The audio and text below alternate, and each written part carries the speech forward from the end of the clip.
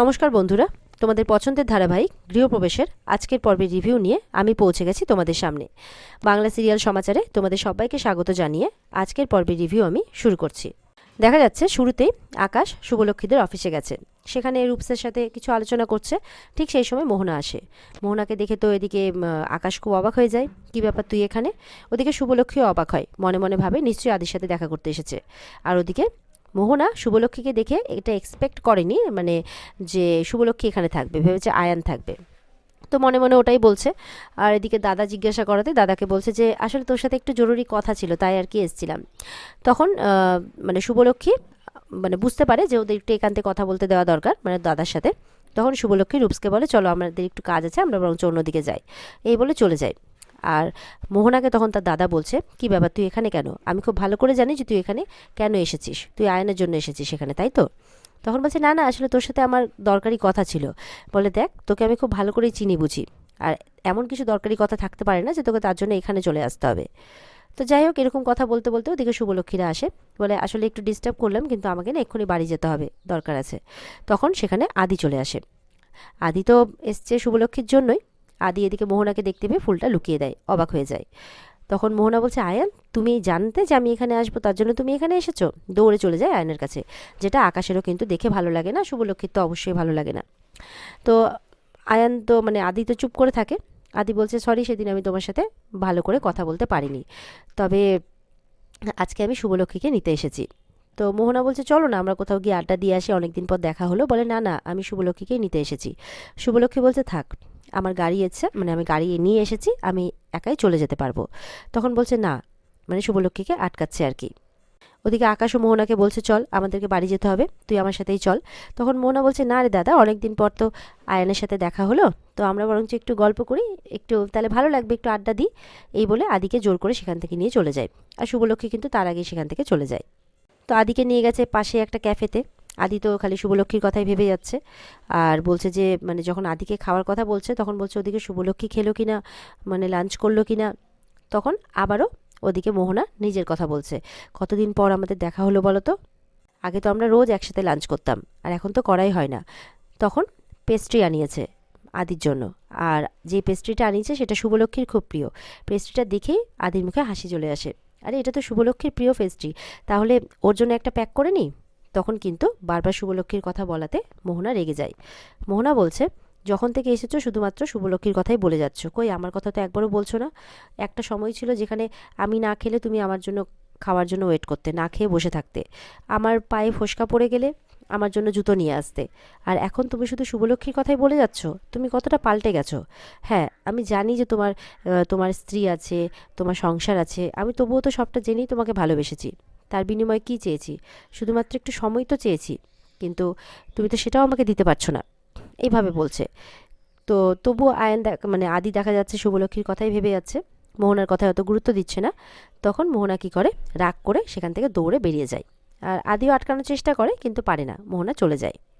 আর ওদিকে মোহনার দাদা মনে মনে ভাবছে যে এটা খুব বাড়াবাড়ি হয়ে যাচ্ছে, এইভাবে বাড়তে দেওয়া যাবে না মোহনাকে, চিন্তা করছে মোহনাকে নিয়ে। এদিকে তো শুভলক্ষ্মী বাড়িতে এসেছে, আর রাগে রাগে সবজি কাটছে, যে মোহনার সাথে দেখা করতে যাওয়া, আমার কথা তো একবারও মনে পড়ে না, বউকে ভুলে গেছে, বাচ্চাকে ভুলে গেছে, পরিবারকে ভুলে গেছে, আবার মোহনার সাথে দেখা করতে ঠিক যাচ্ছে, মানে এরকমভাবে কথা বলছে আর কি। আর ওদিক থেকে আদির মা, মেজো কাম্মা, ছোটো কাম্মা ওরা চুপ করে দেখছে, বুঝতে পারছে যে মেয়ে ভীষণ রেগে আছে, কারণ সেই রাগটা সবজি কাটার উপরে দেখাচ্ছে। মেজো কাম্মা তো বলছে এত জোরে জোরে সবজি কাটছে যেন কারো গলা কাটছে। তখন বলছে, চুপ কর, শুনে নেবে। তখন তো আদির মা কিছু বলতে গেলে যে, তুই কি ডিনার বানাচ্ছিস, মানে ডিনারে প্রিপারেশন নিচ্ছিস, তাও এত সকাল সকাল যে? তখন রেগে রেগে বলছে আর কি শুভলক্ষ্মী, যে সময়ের কাজটা সময়ে করে নেওয়াই ভালো, না হলে অনেকটা দেরি হয়ে যায়। তো এবার তো ওরা বুঝতে পারে যে মেয়ে তো প্রচণ্ড রেগে আছে। তখন ওরা দূরে গিয়ে আলোচনা করতে থাকে যে কি করা যেতে পারে। এদিকে তো ঠাম্মি খুব খুশি। মেজকাম্মা বলছে, আপনি খুব খুশি না? আগে আমার সাথে, মানে আমাদের সাথে আপনাদের ছেলেদের অশান্তি হলে খুশি থাকতেন, আর এখন এই নাতি আর নাতি মানে নাত বউয়ের মধ্যে ঝামেলা দেখে খুব খুশি হচ্ছেন না, আপনার স্বভাবটা বদলালো না। ঠাম্মি বলছে যে, আরে এই ঝামেলা সেই ঝামেলা নয়, এই হচ্ছে মান অভিমানের ঝামেলা, যেখানে ভালোবাসা থাকে সেখানে মান অভিমানও থাকে। এই কথা বলতে বলতে আদি চলে আসে। আদি মানে আদিকে তো ঠাম্মি বলছে যে, আমার নাত বউয়ের কিন্তু খুব মান হয়েছে, সেটা ভাঙাতে হবে কিন্তু, তো আদি তো চলে যায় শুভলক্ষ্মীর কাছে, শুভলক্ষ্মীর জন্য আবার তার প্রিয় পেস্ট্রিটা নিয়ে এসেছে মনে করে। তো বলছে যে তোমার জন্য কিছু এনেছি, দিয়ে পেস্ট্রি প্যাকেটটা শুভলক্ষ্মীকে দিচ্ছে। শুভলক্ষ্মী নিয়ে সেটা এক জায়গায় রেখে দেয়, বলে যে আমার এখন খিদে নেই, পরে খেয়ে নেব।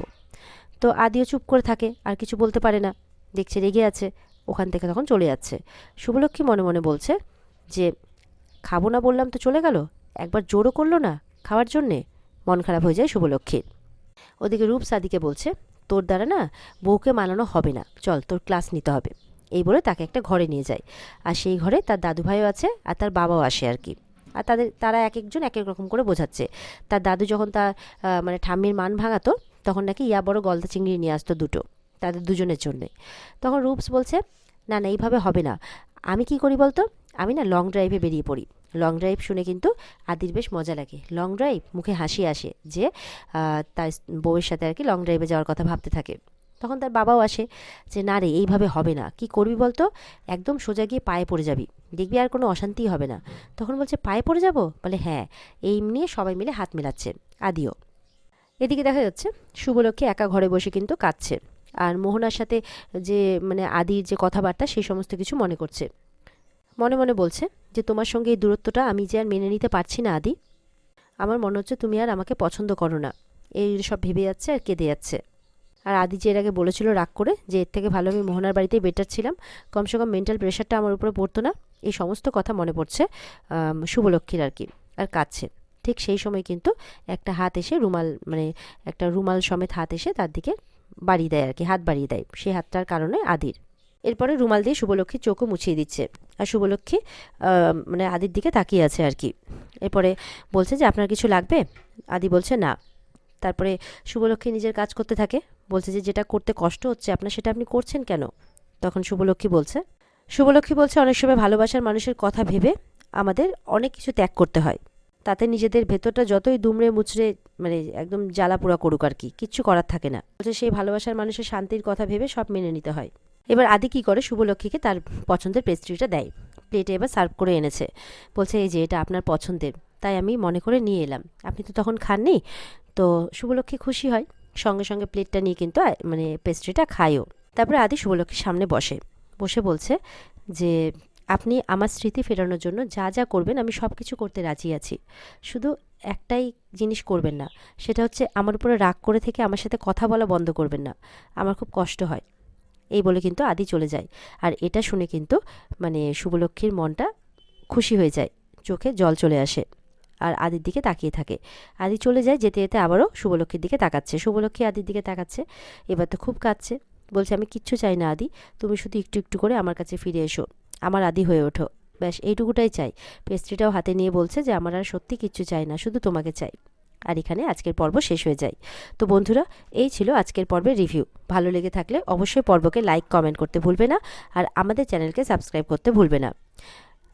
পর্বের বিস্তারিত দেখতে অবশ্যই স্টার জলসার পর্দায় সবাই চোখ রাখবে। তাহলে দেখা হচ্ছে আগামীকালকে, সবাই ভালো থাকবে, টাটা।